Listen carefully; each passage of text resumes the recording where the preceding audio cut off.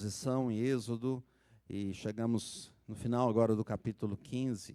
Eu convido então a igreja a abrir as Bíblias em Êxodo capítulo 15 e nós vamos ler os versículos 22 até o versículo 27. Êxodo 15, 22 a 27. Vamos nos colocar em pé para essa leitura.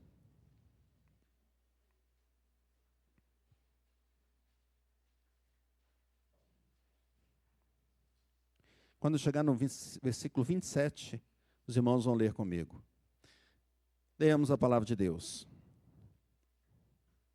Fez Moisés partir a Israel do Mar Vermelho, e saíram para o deserto de Sur. Caminharam 3 dias no deserto e não acharam água. Afinal, chegaram a Mara.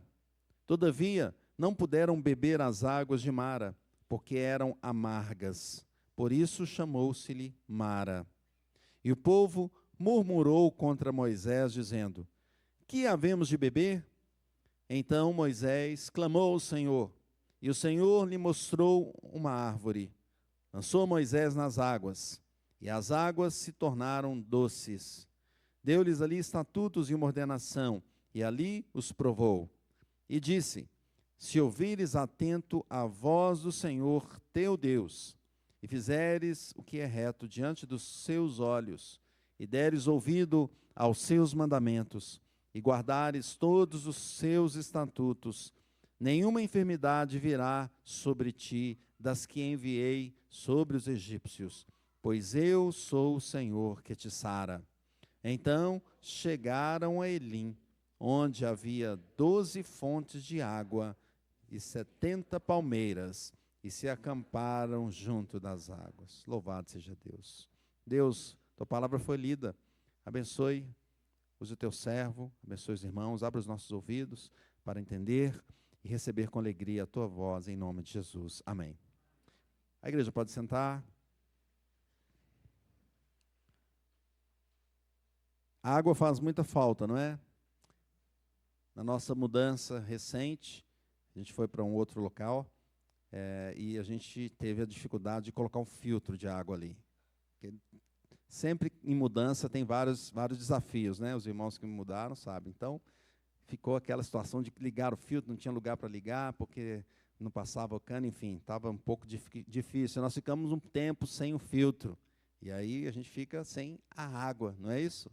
Só que aqui o povo de Israel não estava sem o filtro, né? E nem estava em casa. Eles estavam no deserto, caminhando no deserto. E caminhavam ali há 3 dias, já, sem água. Imagina, esse povo então que esperava a promessa de Deus, Deus havia prometido lá atrás que os tiraria do Egito. E eles confiaram nessa promessa. O Senhor mandou Moisés até aquele povo. Moisés foi chamado lá na terra que ele estava, separado, Midian, já com 80 anos, e foi servir a Deus. Foi chamado ali no meio da sarça, que ardia e não se consumia. E o Senhor o mandou para levar a mensagem a Faraó, dizendo: Faraó, liberte o meu povo. Mas Faraó não quis ouvir. E Faraó, então, falou não. E apertou ainda mais a opressão sobre o povo de Israel. E o povo começou a falar: puxa, ele ia libertar a gente, agora estamos sendo mais apertados aqui. E Deus falava então com Moisés: Moisés, leva então esses milagres aqui. Ele fez vários milagres. E a palavra de Deus chama das 10 pragas que aconteceram ali no Egito. De uma forma maravilhosa, Deus foi mostrando para o Egito que ele era o Senhor e que ele ia tirar o povo de lá. Na 10ª praga, então, Faraó liberta o povo. Mas ainda ficou no coração dele assim, não queria ter feito isso. Tanto que na primeira oportunidade, quando eles estavam próximos ali do Mar Vermelho, Faraó reúne o seu exército e vai atrás daquele povo para então pegá-los. Mas o Senhor estava conduzindo toda essa história. E o povo ficou ali olhando para o Faraó chegando e falou: E agora? E agora, Moisés? E Deus fala assim: porque clamam a mim, diga ao povo que marche. Marchar? Para o meio do mar? Diga ao povo que marche. Eles então foram marchar. E ele falou: e levante a sua mão, o cajado, e o mar vai se abrir. Ele fez assim, o mar se abriu. E o povo passou a pés enxutos. Mas o carro era mais rápido, né? O cavalo, os carros vinham atrás ali. Então, Deus faz o quê? Deus ilumina com a nuvem o caminho do povo e para trás era escuridade. Então, os egípcios ficaram na escuridão, tentando sair, tentando seguir, e quando talvez estavam conseguindo, Deus emperra ali as rodas dos carros, eles ficam ali travados, até que o povo passa do outro lado. E chegando lá, então, Deus fala com Moisés: levanta a sua mão, e as águas vão voltar. E quando os egípcios entraram, então, naquele mar aberto para pegar do outro lado o povo de Israel, então, volta o mar sobre os egípcios. Maravilha aquele milagre.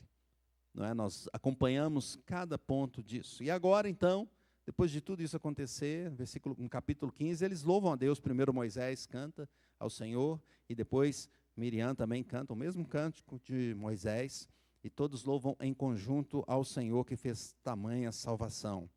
E agora começa o desafio, então, de andar no deserto. E eles começam, então, a andar no deserto. E passam aqui, o texto está nos dizendo ali, o povo foi em direção ao deserto de Sul, caminharam por 3 dias e não encontraram água. Não é? 3 dias sem água. Chegaram a um lugar que parecia ter uma água, e olharam aquela água, mas descobriram que a água era amarga.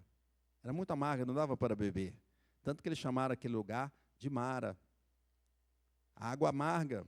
Chamaram o lugar de Mara, que significa amarga. O povo começou, então, a fazer o quê? Queixar, a murmurar com Moisés. O que nós vamos beber, Moisés? Não trouxe nada aí? Não trouxe uma Coca-Cola para a gente, pelo menos? Não é? Não tem nada para beber? Uma água com gás? Não tem nada. Então Moisés clama ao Senhor, e o Senhor faz o quê? Mostra um pedaço de madeira para Moisés. Moisés joga aquele madeiro na água, aquela árvore, o texto aqui mostra como árvore, e ele fez o que com a água? Tornou a água doce, ou seja, uma água que agora seria uma água potável, dava para se beber.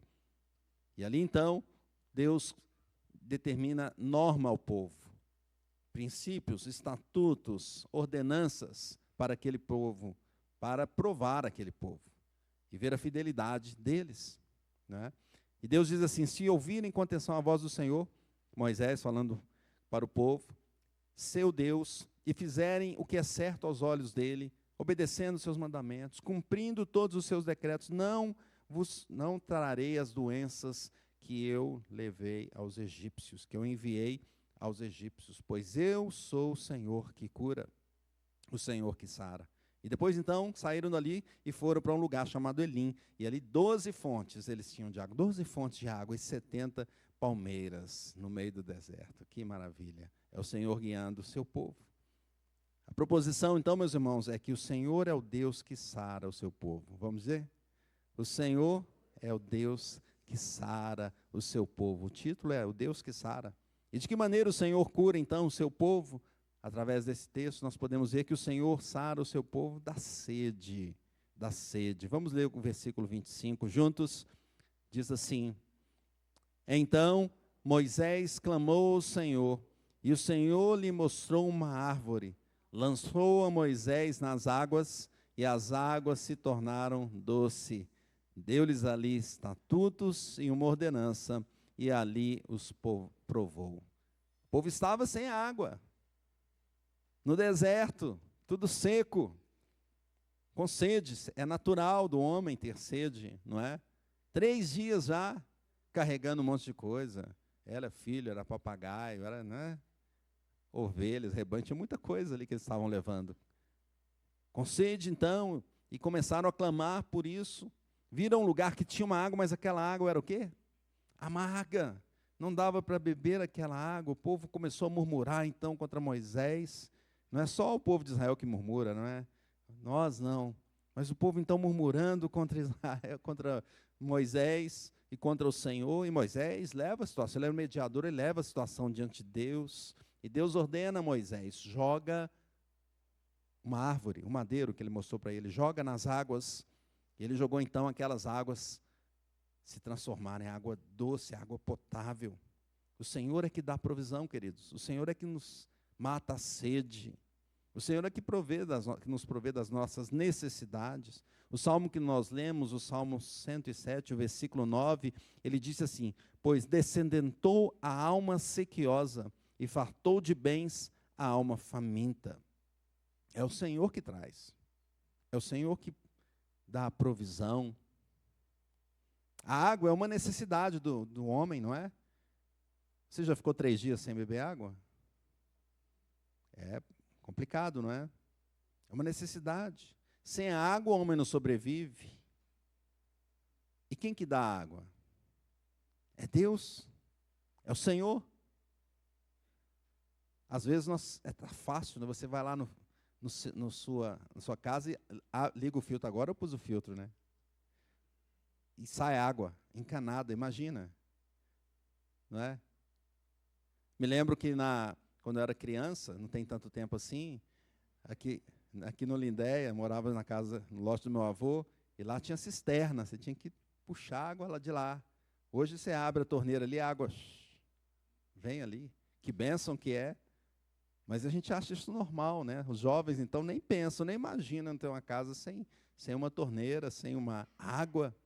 É uma necessidade, mas a gente, com a facilidade do mundo que vivemos, muitas vezes esquecemos que é o Senhor que dá essa água. Herman Bavinck diz assim: toda a criação permanece dependente da providência divina. O pão que comemos e a água que bebemos são dons contínuos dados pelo Senhor, pela mão de Deus. Continuamente o Senhor nos dá a água e o pão.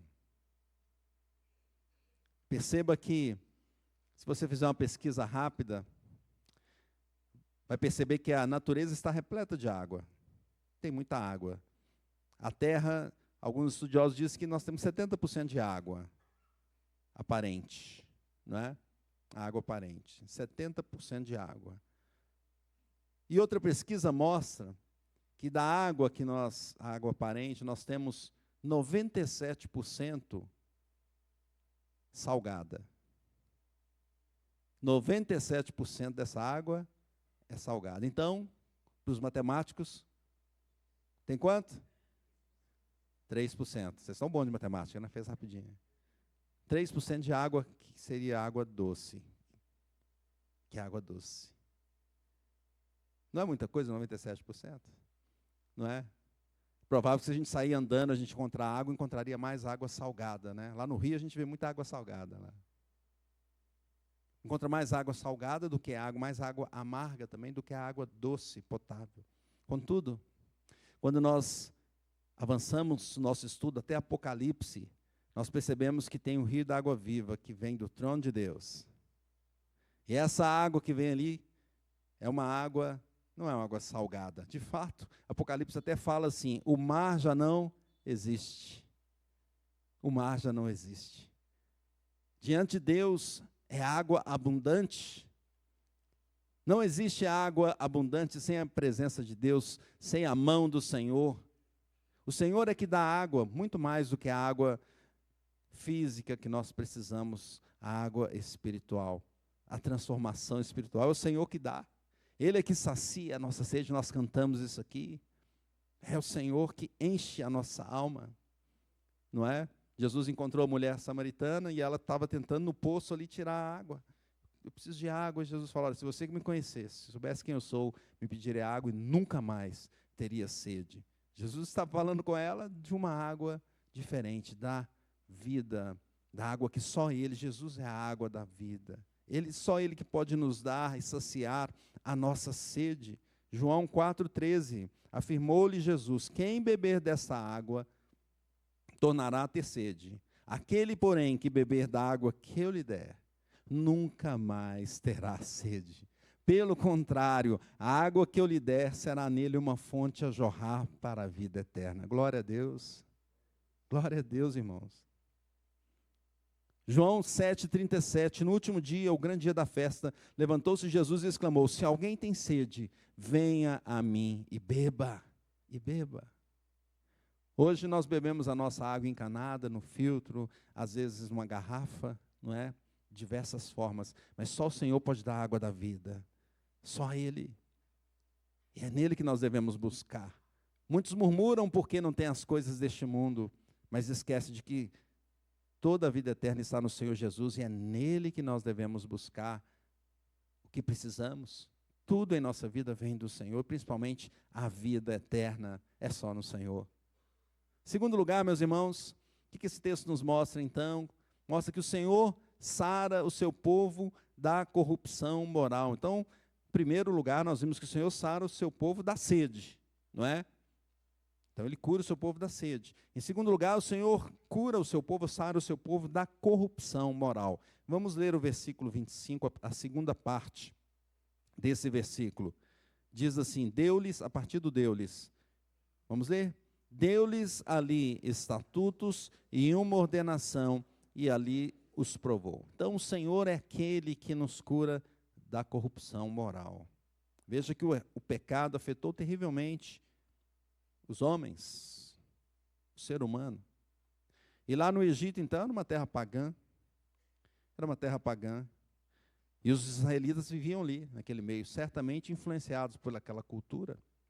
E quando Deus, então, vai trazendo as pragas ali do Egito, ele mostra, em cada uma das pragas, nós vimos isso, tinha um Deus, um ídolo, um Deus falso, que representava aquela praga. E é Deus falando, mostrando para o Egito e também para os israelitas, que Ele é o Senhor, Ele é o Deus Todo-Poderoso, e não os ídolos, não os ídolos. Mas eles estavam presos na sua idolatria e no seu desejo de dominar. Eles não creram no que estava acontecendo diante deles. Tanto que na 10ª praga, depois de liberar o povo de Israel, assim que tiveram oportunidade, eles foram atrás. Faraó foi atrás, falou, eu tenho que segurar esse povo de novo. Ele esqueceu de tudo que Deus tinha falado, de tudo que Deus tinha feito, deixou para trás, não aconteceu nada. Por que está indo lá atrás do povo de Israel para pegá-lo? Deus já tinha ordenado, libera o meu povo, você teve que sofrer as 10 pragas para liberar, e agora você vai de novo. É assim o mundo, é assim o pecado dentro de nós, continua fazendo as coisas erradas. Não ouve a palavra de Deus, não percebe o que Deus fez, continua no erro, não aprenderam com os ensinamentos do Senhor. E agora então, com Israel, ali nessa saída, nesse êxodo, o Senhor então começa a tirar da cultura deles isso, porque eles estavam contaminados com a cultura do Egito.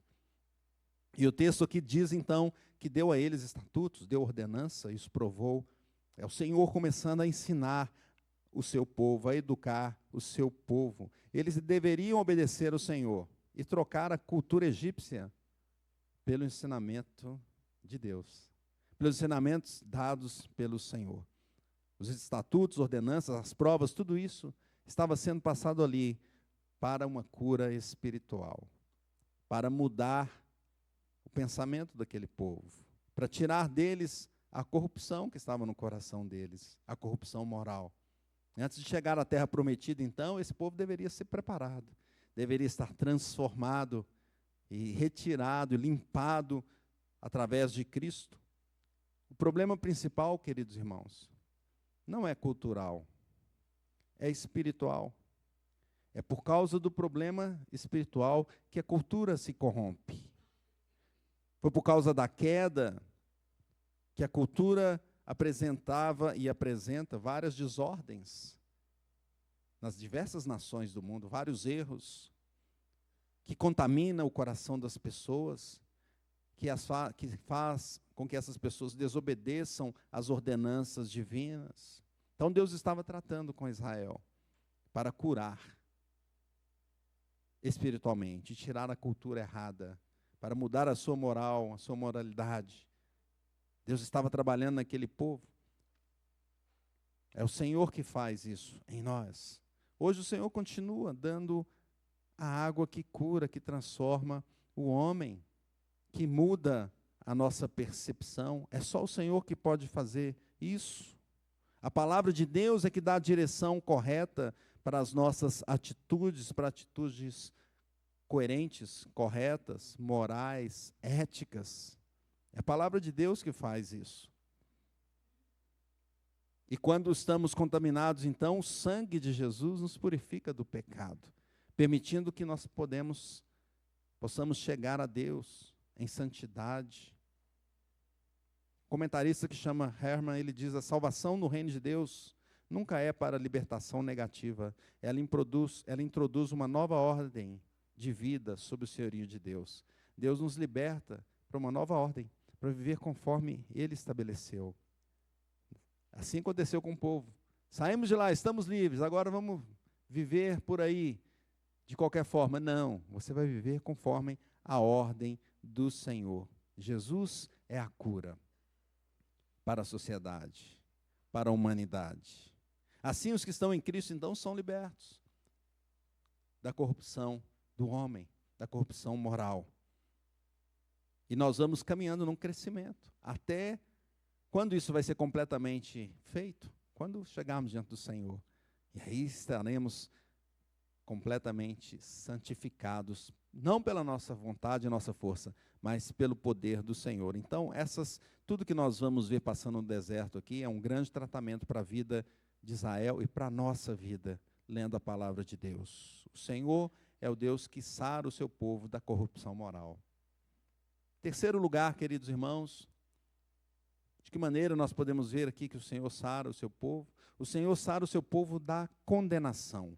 Leia comigo o versículo 26, a primeira parte, que é a maior parte, diz assim: e disse, se ouvires atento a voz do Senhor teu Deus, e fizeres o que é reto diante dos seus olhos, e deres ouvido aos seus mandamentos, e guardares todos os seus estatutos, nenhuma enfermidade virá sobre ti das que enviei sobre os egípcios. Então veja, o texto aqui está dizendo que Deus não mandaria as doenças, enfermidades enviadas aos egípcios, Ele não enviaria ao povo de Israel, não é assim? Então, nós percebemos aqui que Deus distingue o seu povo, livrando da ira. Qual foi a maior enfermidade aqui? Foi a morte ali de todos os israelitas. As pragas tiveram várias doenças, mas a morte final ali, a condenação final no mar, foi a maior de todas. Os egípcios foram julgados pela sua desobediência, pela sua imoralidade, pela sua vontade de fazer o que era mal.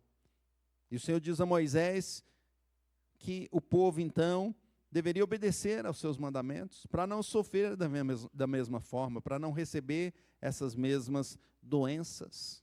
E ele fala, então, se você ouvir atentamente a voz do Senhor, não é assim que está aí, no seu texto? Fizeres o que é reto diante dos seus olhos, e deres ouvido aos seus mandamentos. O que mais? E guardares alguns estatutos? Não.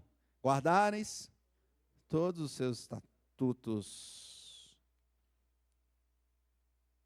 E quando nós lemos, então, este mandamento, esse texto, nós ficamos preocupados, porque, mas espera aí, ouvir atentamente a voz do Senhor, será que eu tenho ouvido sempre a voz do Senhor em tudo? Fizeres o que é reto diante dos seus olhos, será que diante dos olhos de Deus que vê todas as coisas? Porque os olhos humanos veem as que estão aparentes, mas o Senhor vê todas as coisas. Será que diante dos olhos do Senhor eu estou sendo reto?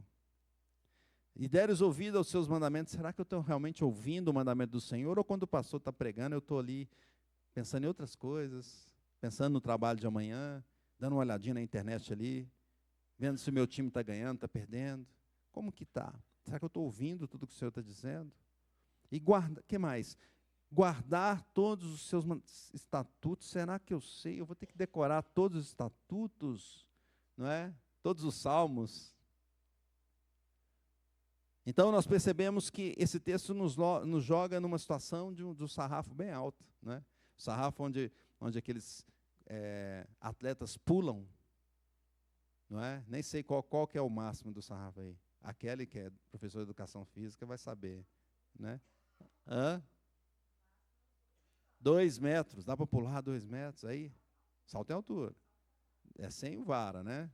Mas se a gente pegar a vara, então, sei lá, 6 metros, né, joga o sarrafo lá para 10 metros. Será que nós vamos chegar? Como que nós vamos fazer? Nós percebemos que claramente aqui que não é possível fazer isso sem a árvore que foi jogada na água. Não é possível obedecer ao Senhor sem Jesus Cristo. A árvore jogada ali na água, algumas traduções não mostram a árvore, mostra madeiro.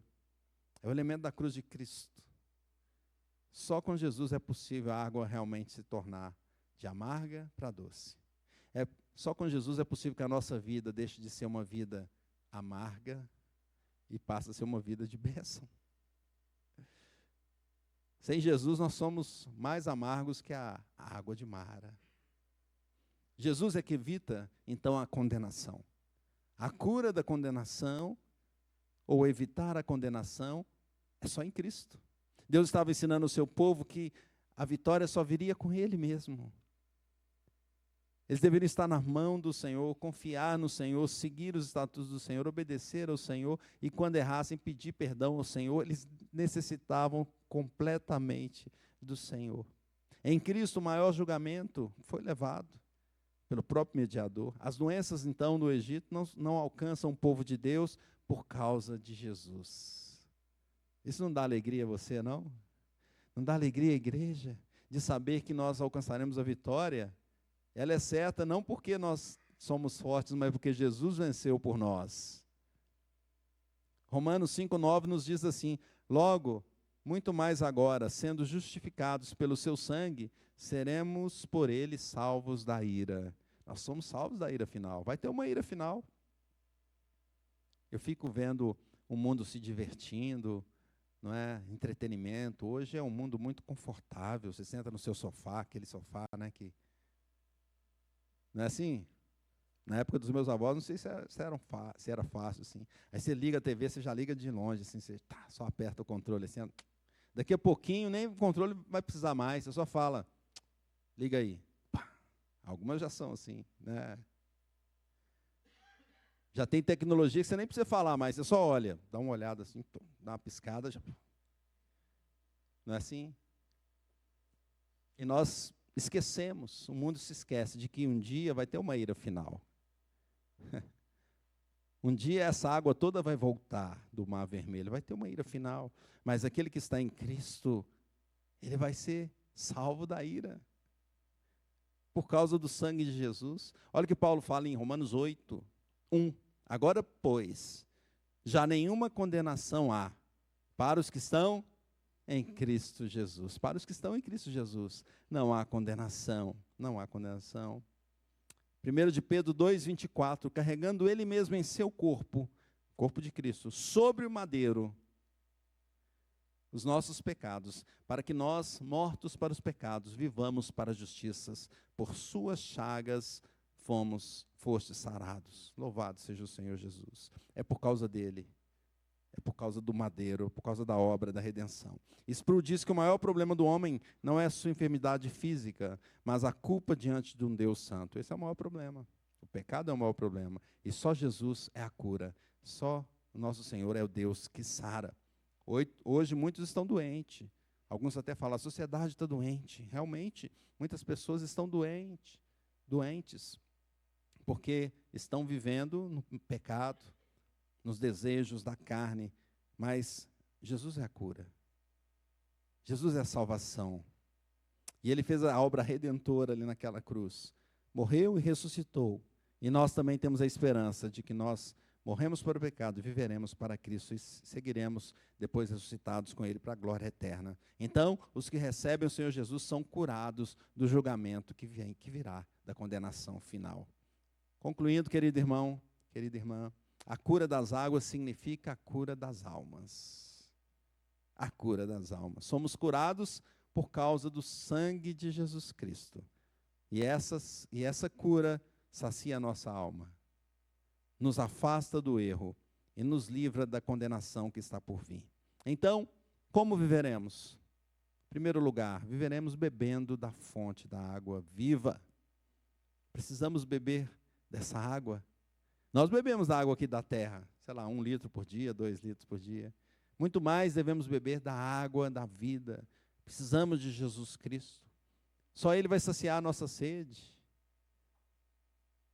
Nós temos sede de muitas coisas e às vezes pensamos que as coisas materiais vão nos preencher. Mas o que realmente enche a nossa vida é o Senhor Jesus.